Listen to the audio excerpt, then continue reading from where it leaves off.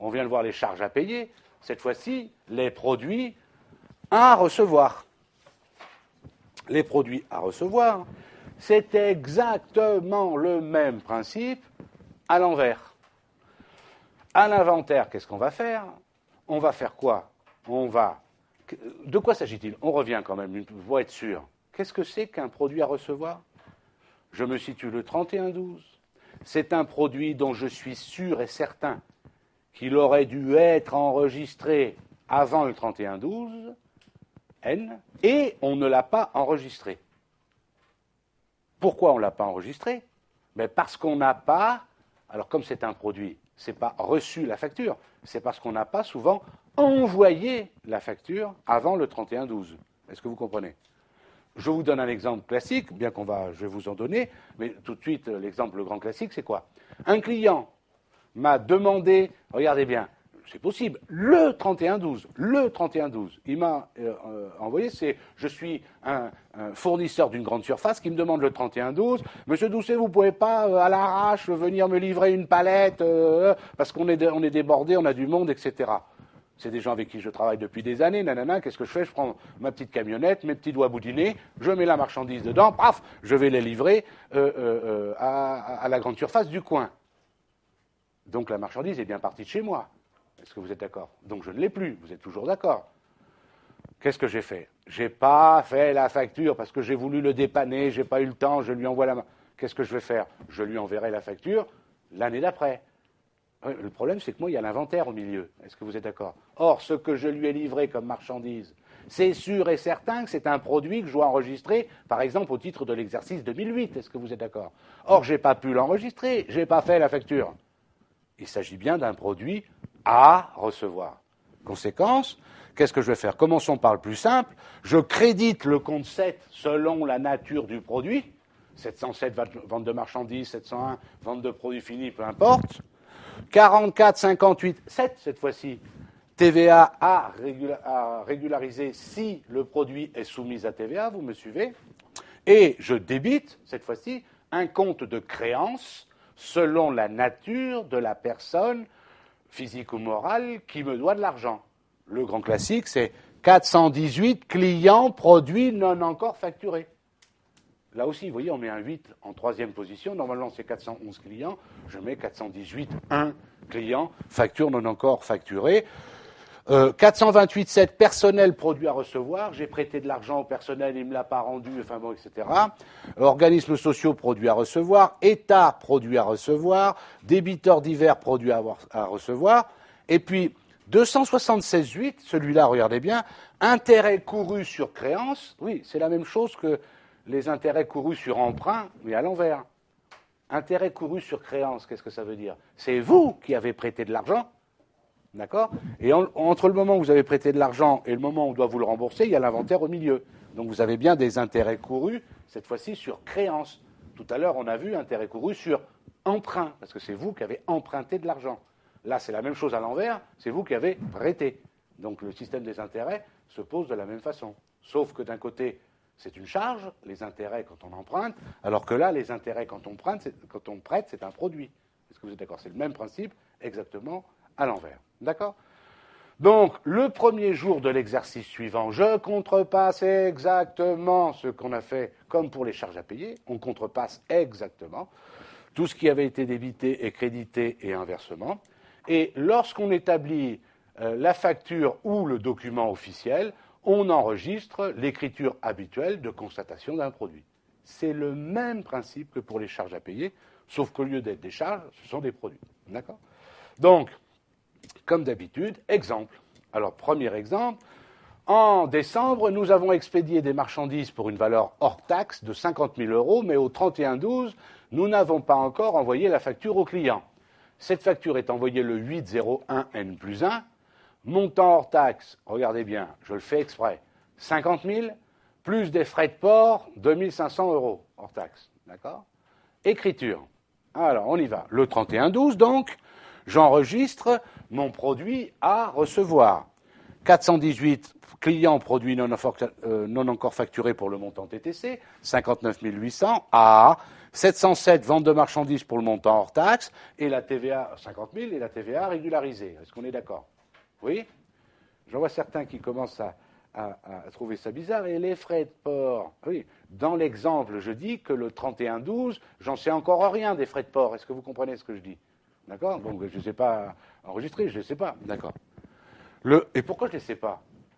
Pourquoi je ne les connais pas, les 2500 de frais de port? Vous allez dire, mais vous avez livré la marchandise. Oui, mais peut-être que je suis passé par un transporteur et je n'ai pas reçu la facture du transporteur. Ou peut-être que c'est moi qui ai fait moi-même le port et je n'ai pas fait le calcul du port exactement. Est-ce que vous comprenez? Le 101, je contrepasse exactement l'écriture que j'ai passée la veille. Et quand j'envoie la facture, le 801, alors 411 clients, vous allez me dire, c'est pas pareil que ce qu'il y avait avant. Ben oui, quelle est la différence? C'est les frais de port et la TVA sur les frais de port. Donc, je crédite le compte 707 vente de marchandises pour 50. Je rajoute le port ici, 708. Vous voyez, je mets 708. Ça veut dire quoi? Ça veut dire que 708, je suppose, rappelez-vous, que c'est moi qui ai fait le port. Est-ce que vous êtes d'accord? Et le 31-12, je ne savais pas exactement combien ça allait me coûter pour faire le port. C'est pour ça que je ne l'ai pas enregistré. Tout le monde me suit? Donc 708 frais de port que j'ai facturé 2500 hors taxe et la TVA collectée sur les marchandises et sur les frais de port. Est-ce que vous comprenez comment ça fonctionne? D'accord? Ça, c'est un premier exemple. Alors vous allez voir, je vous donne un deuxième exemple avec nos fameuses créances. Alors, le 1er juin, nous avons prêté, pas emprunté. Je sais bien que dans le Midi, prêter, emprunter, c'est pareil. Non, c'est pas pareil. D'accord? Prêter et emprunter, c'est pas la même chose. Là, nous avons prêté 50 000 euros à un membre du personnel, remboursable en 2 fois, donc par amortissement constant, c'est-à-dire 25 000 euros à chaque fois, hors intérêt. Est-ce que vous me suivez? Je prête 50 000 euros à un salarié. Quand je dis moi, l'entreprise prête, admettons que ce soit possible, 50 000 euros à un salarié, et il doit nous rembourser en 2 fois 25 000 euros, j'espère que vous le comprenez, à 1 an d'intervalle. Dans 1 an, 25 000, dans 2 ans, 25 000, comme ça, il m'aura remboursé les 50 000. Donc la première annuité, le 30-05 N plus 1, c'est-à-dire 1 an plus tard. La deuxième annuité aura lieu le 30-05 N plus 2, c'est-à-dire 2 ans plus tard. Est-ce que tout le monde est d'accord? Je vous dis, le taux d'intérêt annuel est de 6,5%. Quelles sont les écritures nécessaires? Alors, on y va. Le 1,06N, j'ai prêté 50 000 à un membre du personnel. Vous voyez, 274 prêts au personnel à 512 pour 50 000 euros. Vous me suivez? Mon inventaire a lieu le 31-12N. Est-ce que vous êtes d'accord, selon le même principe que ce que nous avons vu tout à l'heure pour les emprunts, mais cette fois-ci, c'est des intérêts courus sur prêt, il faut que j'enregistre les intérêts courus. Donc je crédite le compte 76 produits financiers, vous êtes d'accord? Tout à l'heure, quand c'était un emprunt, qu'est-ce qu'on avait fait? L'inverse, on avait débité les charges d'intérêt. Là, c'est des produits financiers. Je dis pour 1895,53. Comment je l'ai calculé, ça? 50 000, le montant que je lui ai prêté, est-ce que vous êtes d'accord? Fois 6,5% pour une année, est-ce que vous êtes d'accord? Le taux d'intérêt annuel multiplié par 7 douzièmes. Pourquoi 7 douzièmes? Bien, juin, juillet, août, septembre, octobre, novembre, décembre. Les intérêts du 1er juin N au 31-12 N. Est-ce que tout le monde me suit? Mais moi, je vais au bout du problème. Regardez bien. Le 1er janvier N plus 1, je contrepasse l'écriture d'intérêt couru que j'ai passé la veille. Est-ce que tout le monde est d'accord? Oui, c'est clair? Le 1,06 N plus 1, qu'est-ce qui se passe? C'est le remboursement de la première annuité. Est-ce que tout le monde me suit? Donc je passe l'écriture, 512 banques pour 28 250. C'est quoi 28 250? C'est, il me rembourse, vous voyez, je crédite le compte prêt pour 50 000 fois un demi.